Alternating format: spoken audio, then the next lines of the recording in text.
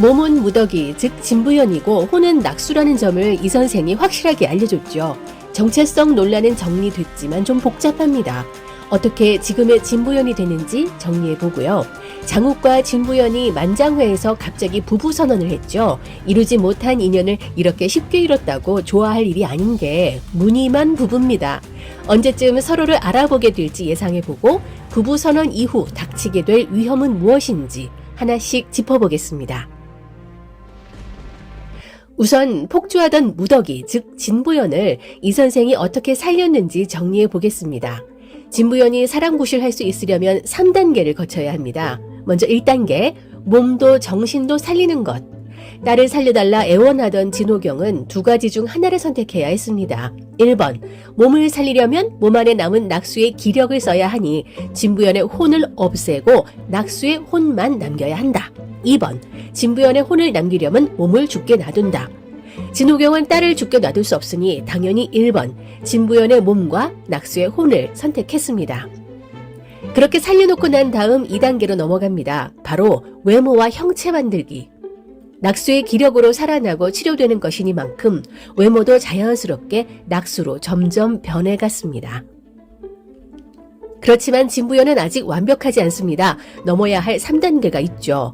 기력과 신력까지 찾아야 완벽하죠. 몸을 살리느라 낙수의 기력을 다 쓰다 보니 낙수의 기억이 남아있지 않습니다. 또한 진부연의 혼은 낙수다 보니 당연히 신력도 없습니다. 기억도 신력도 없지만 다행히 몸 안에 흐르는 피는 진부연의 것이라 진요원의 문을 열 수 있고요. 외모는 낙수라서 뜬 눈으로 얼음돌과 기운을 볼 수 있습니다.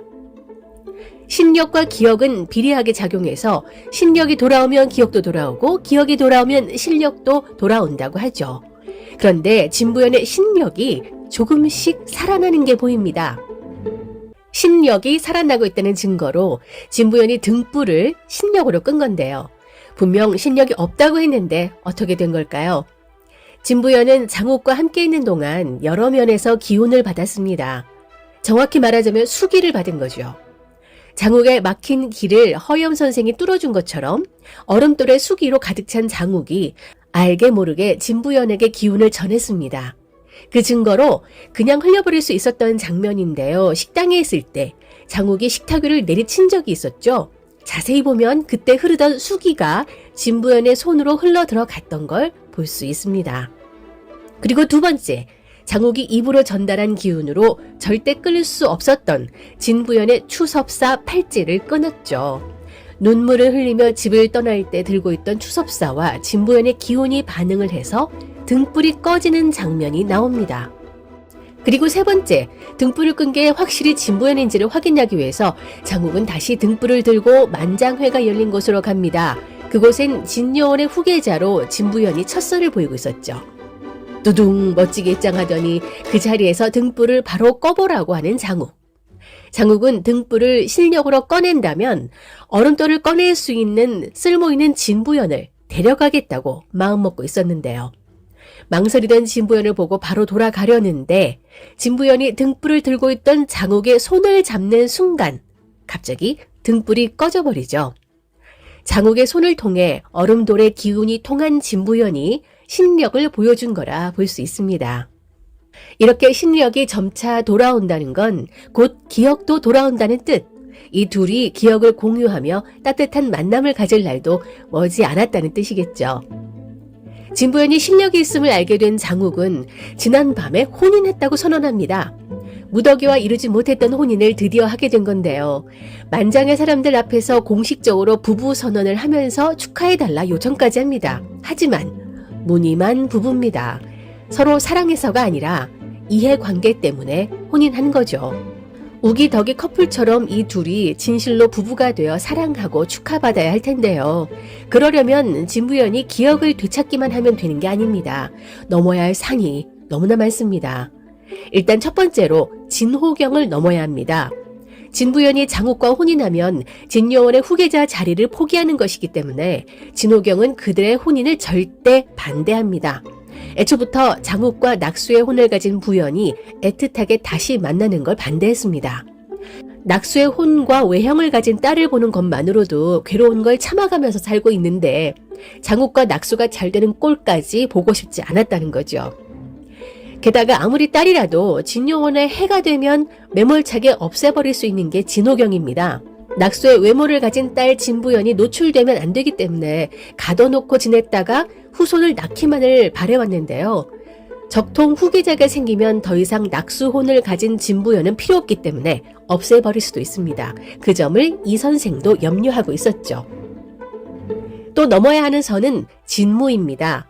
서씨 집안에서 사라진 신부, 진부연을 찾기 위해 진부연의 용모파기를 붙일 때부터 불안했는데요.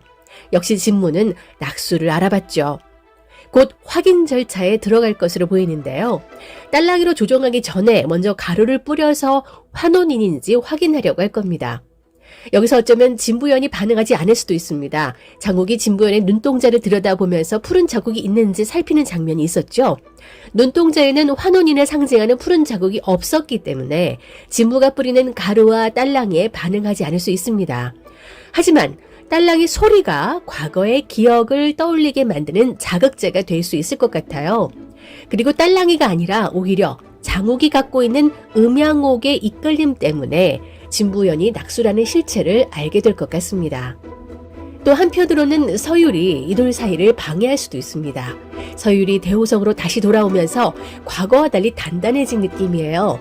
서율은 낙수를 알아본 건 장욱이 먼저지만 낙수를 먼저 만난 건 자신이라는 점을 강조하죠. 이번에 먼저 낙수를 알아본다면 이번만큼은 놓치지 않으려고 할 겁니다. 물론 우정 때문에 갈등하겠지만 그 둘이 함께 있어서 더 위험해진다면 자신이 지켜야 한다는 사명감 같은 게 생겨서 끝까지 낙수를 양보하려고 하지 않을 것 같아요. 벌써 예고편을 보니 서율이 진부연을 데리고 구경시켜주면서 데이트를 하는데 세자까지 만나게 되는 것 같죠.